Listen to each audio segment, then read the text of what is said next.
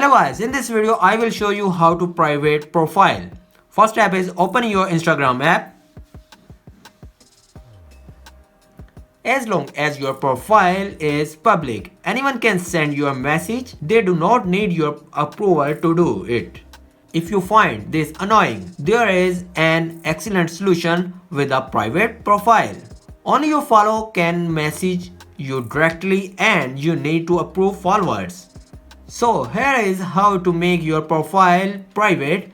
Bear in mind that creator account cannot be private.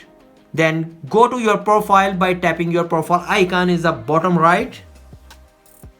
And then tap the homepage menu, 3 horizontal line is the top right corner.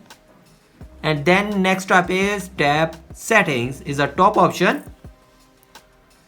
Then select privacy is the third option. Flip the switch next to private account to make your account private. Flip this option and confirm your pop-up, switch to private.